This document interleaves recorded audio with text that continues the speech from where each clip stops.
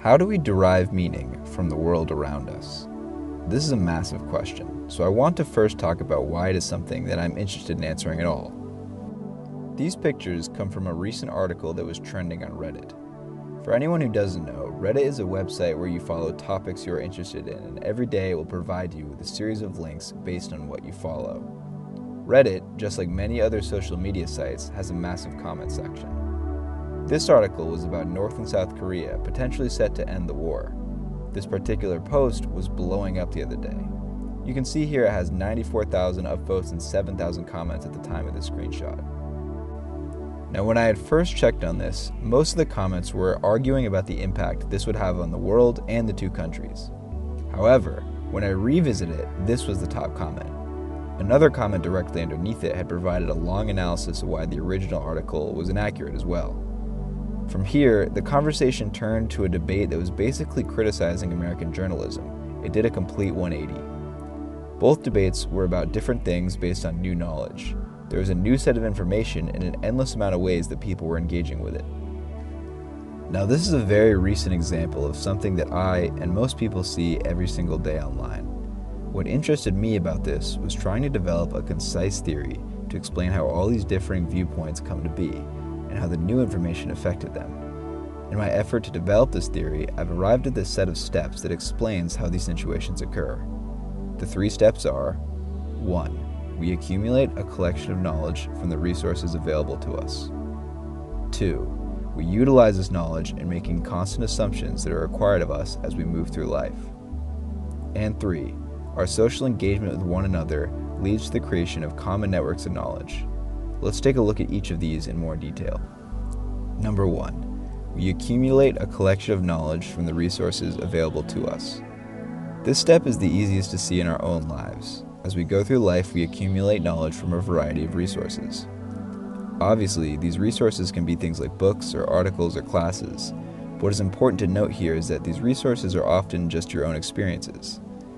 These experiences can be anything from simply learning not to touch hot things after getting burned, or talking to people and realizing which behaviors they react positively to and which they don't. All of these things add to your own personal collection of knowledge. Number 2, we utilize this knowledge in making constant assumptions that are required of us as we move through life. Now, this step is what I view as the most important. I first started thinking about this after reading an essay by Stanley Fish. In this essay, Fish tells the story of his colleague whose student asked, "Is there a text in this class?" A question that both the student and the professor had entirely different interpretations of.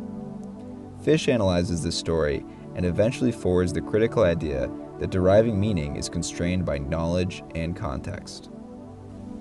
He explains that an infinite plurality of meanings would be a fear only if sentences existed in a state in which they were not already embedded in and had come into view as a function of some situation or other. With this, Fish was essentially acknowledging that we were protected from having endless ways to understand information by the knowledge that we already possess. Looking at this point leads to another realization, and that is the very important role of assumption in our lives. Assumption works like this. First, we encounter a situation. For example, you're in a conversation with somebody and they say something which you aren't exactly sure what they mean by. What naturally happens is we consider what they have said and consider the possibilities of its meaning based on the knowledge we've already accumulated. From there, we make an educated guess as to what they meant. It is the same thing as Fish's example. Both see people who are faced with something in a conversation that has multiple potential meanings, and they are forced to make an assumption based on their past experiences. Next, what happens is, based on if our assumption was correct or not, we add the experience to our collection of knowledge. Every piece of added information helps us to make better assumptions for whatever the next situation is in which we need to. What we see here is kind of a circular relationship between these 2 steps. We go through our lives constantly repeating a circular process. It is the reason that we mature as people. In Seeking Spatial Justice by Edward W. Soja, he explains that it is over time that we also create our collective selves, construct the societies and cultures, polities and economics within which our individual experiences are expressed and inscribed. These constructions are the basis for the 3rd step in the process.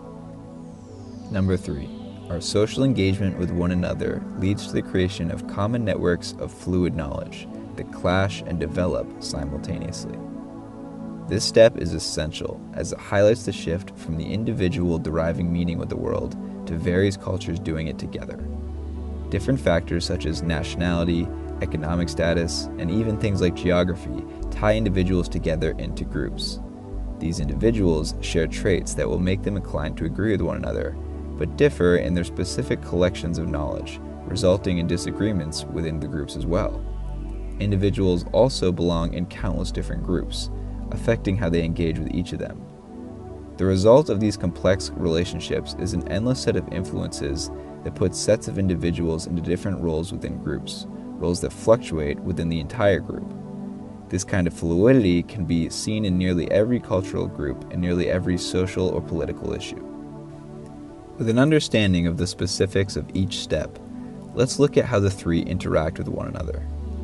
What is important to note here is that while the first two steps are like a constant loop that results in progress, the third step is not related in the same way. This is due to a problem pointed out in an essay by Lu Ming Mao.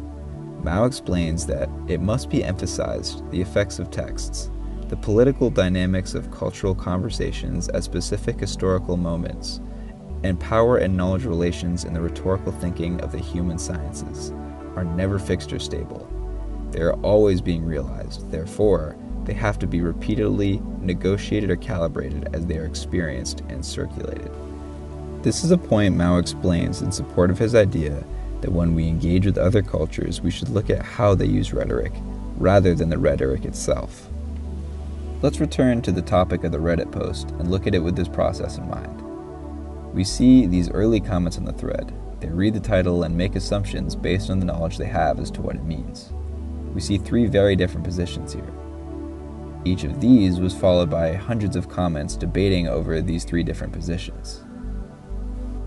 But then this comment is posted that contains new information that completely changes the dynamic of the conversation. What this means is that although our accumulation and use of knowledge results in the creation of these networks cannot reliably add to our accumulated knowledge. All we can do at this point is pay attention to how the rhetoric is being used in an effort to learn more about the individual or the culture. What we must understand is that we create knowledge through a series of steps, but the mechanisms in between them are not at all uniform. It is easy to look at pre-existing socially constructed networks of knowledge and utilize them in a way that assumes these networks are stable, thus leaving us vulnerable to a fluidity that can be influenced by a multitude of factors.